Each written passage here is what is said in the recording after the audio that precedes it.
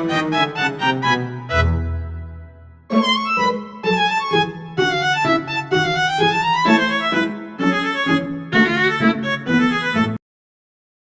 teman-teman, kembali bersama dengan saya Tukuledi Nugroho. Kita hari ini akan membahas tentang materi statistika, ialah distribusi normal dan rentang keyakinan menggunakan tabel T dan tabel Z disertai dengan contoh serta grafiknya. Oke, kita pertama-tama membahas tentang definisi distribusi normal. Distribusi normal ialah distribusi probabilitas kontinu yang berbentuk simetris seperti lonceng, digunakan untuk menggambarkan data alami ataupun hasil pengukuran. Memiliki dua parameter, yakni rata-rata serta simpangan baku. Total luasnya dibagi kurva distribusi normal sama dengan 1. Kemudian konsep penggunaan tabel T dan tabel Z ialah tabel T digunakan jika simpangan baku populasi diketahui dan ukuran sampel besar N lebih dari 30. Sedangkan untuk T sendiri ukuran sampelnya kecil dengan N kurang dari 30. Tabel T berdasarkan distribusi normal standar, sedangkan tabel T bergantung pada derajat bebas atau df sama dengan N dikurangi 1. Oke, kita mempunyai soal yang pertama ialah seorang dosen ingin mengetahui rata-rata waktu belajar mahasiswanya di malam hari. Ia mengambil sampel acak sebanyak 16 mahasiswa dan mendapati bahwa rata-rata waktu belajar mereka ialah 3,2 jam per malam, dengan simpangan baku sampel sebesar 0,8 jam. Asumsikan bahwa waktu belajar mahasiswa terdistribusi normal. Hitunglah rentang keyakinan 95% untuk rata-rata waktu belajar populasi mahasiswa. Nah, di sini diketahui X sama dengan 3,2 jam. Sedangkan untuk simpangan bakunya S sama dengan 0,8 jam dengan N ialah sebanyak jumlah sampel yakni 16, tingkat keyakinannya ialah 95%, derajat kebebasan df sama dengan N jumlah sampel dikurangi 1 sama dengan 15. Oke, langkah penyelesaian soal yang pertama. Untuk tingkat keyakinan 95%, derajat kebebasan df sama dengan 15, maka nilai T 0,025,15 ialah 2,131.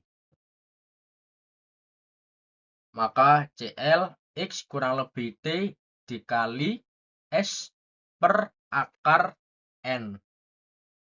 Maka dapat dituliskan sebagai rumus seperti ini, yakni 3,2 kurang lebih T, yakni 2,131 dikali 0,8 simpangan bakunya diper 16 untuk N jumlah sampelnya.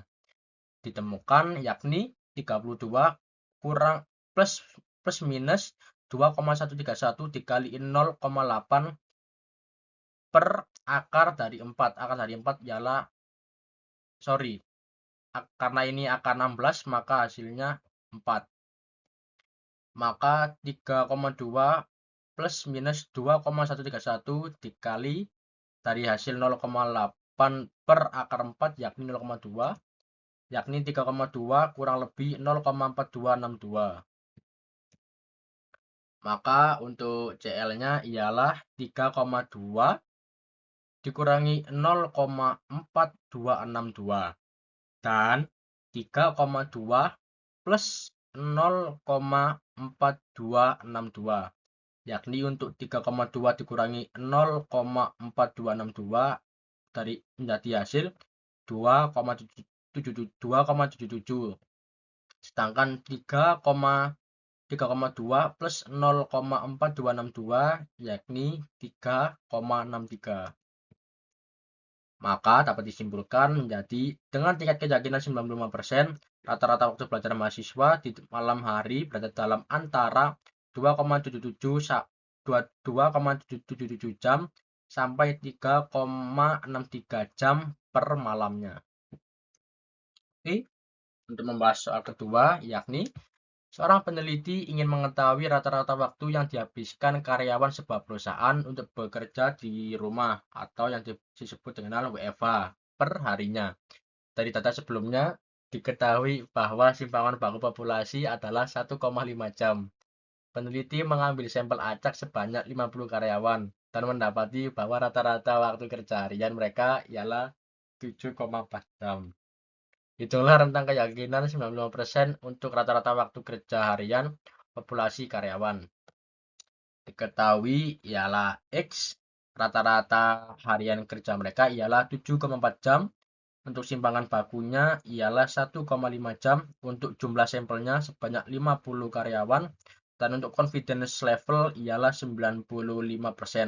Karena simpangan baku diketahui dan nilai N lebih dari 30, maka digunakan distribusi Z. Langkah penyelesaian soal kedua. Untuk confidence level 95%, nilai ZA per 2 yaitu sama dengan 1,96. Maka CL sama dengan X kurang lebih Z dikali simpangan baku per N jumlah sampelnya, yakni 7,4 kurang plus minus 1,96